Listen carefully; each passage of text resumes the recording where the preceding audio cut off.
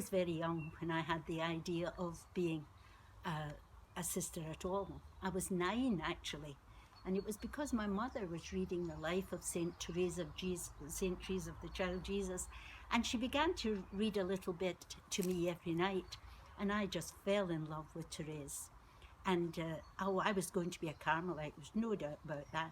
I mean, I was also going to be an opera singer and going to be an actress, but you know, the idea of being a sister was always there. But I didn't tell anybody, and I would have been the last person anyone would have thought about, especially being a Carmelite. I first felt called to religious life after being at World Youth Day in Toronto in 2002. The experience of being at such a worldwide church event with so many young people alive in the church had a huge impact on me. And it was there at the vigil the night before the Pope's Mass that I had a real strong sensation of the presence of God. And for the first time in my life, I really felt in that moment that God was calling me to know him more and to do something different with my life. I was in third year when I first really met religious, and we had a vocations conference at school where different members of religious congregations, religious orders, came to share with us their stories, their testimonies. And I remember not only being intrigued by the priests, the brothers, the sisters that were there, but also being really inspired by the joy and the enthusiasm with which they shared their lives and their call. And for me, really, that was the start of something within me, some little spark that made me want to explore more, that made me want to know more about the call to religious life. I first felt called to religious life when I was probably about 16. It was really when I really seriously began to think about it. I wouldn't have known it was a call. I just had this feeling inside that I want to know God. And then it was much later when I realised that was a call.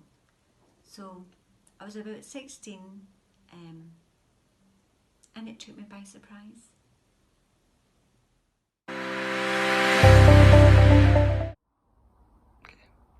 Looking back now, I can see things much clearer than I did then.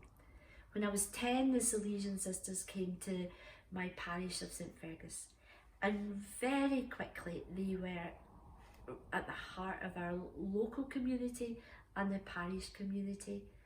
I just loved going to the clubs that they ran, the various different activities that they organised, and the highlight was the summer holidays that they took us on at the end of every year.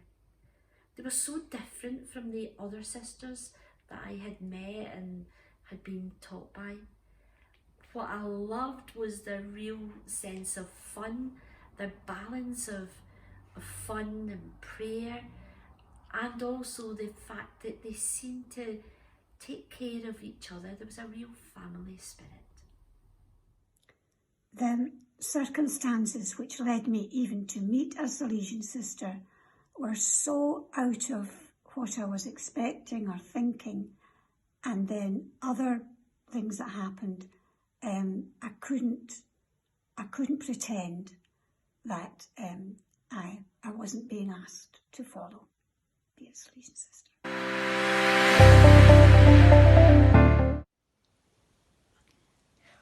Once my journey started, I was influenced by a number of people, really. Now, the first person that comes to my mind is a little sister, an old sister. She seemed very old to me at the time. And she was teaching alongside me in the next classroom. Her name was Sister Frances Pedrick. And I was attracted to her because she was very warm, very friendly, and she took an interest in my family. And I was missing my family a lot at that time. So Sister Frances had a strong influence on me. I also had the blessing of some really good guides who were in charge of the communities in my early days and were very wise people, and they encouraged me along during difficult times. Then there have been many sisters who've shared community life with me, and their friendship has helped me along. And I think perhaps one of the biggest influences has been the humour and the humanness of our sisters. That's been very important to me and very uplifting.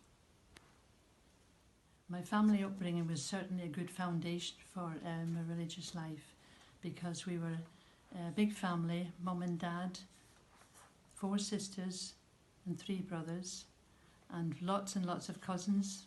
Used to be around every weekend, and it was a very good foundation, I felt, with living in a happy, loving family, sharing, laughter, lots of goings on all the time. And I think that I was just happy when I realised the Silesian charism was going to be full of young people and a big Silesian family, which to me was just an extension of what I had lived at home.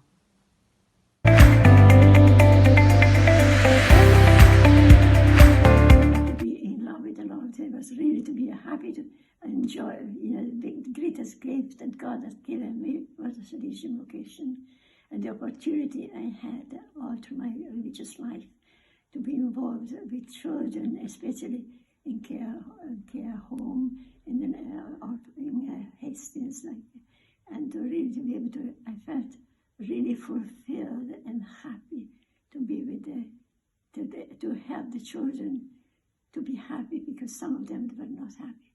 To be able to really make the best of their growing up, from baby to 14, 16, when the girl used to go out. And later on also to be in community with elderly sisters, who be able to serve them, to care for them with love, and I really enjoyed that.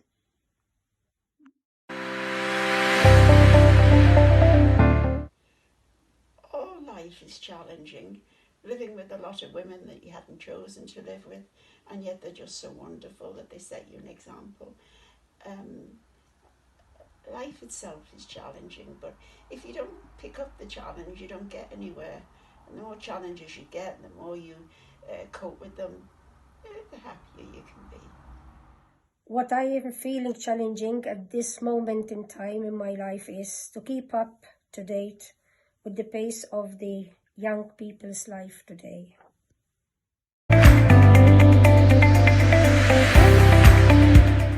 I'd say go for it, because it's a brilliant life.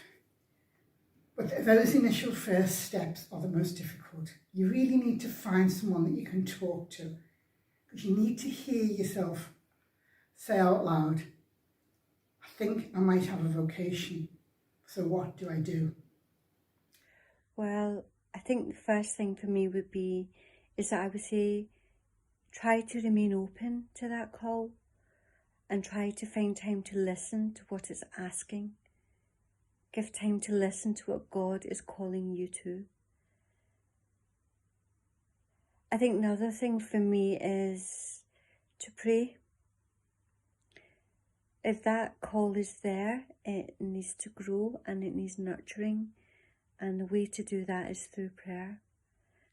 And I think the third thing that I would say is that you find someone to accompany you, because it's not something that you can do on your own. I think it's good to have someone to walk with you, to help you really discern what that call means for you today.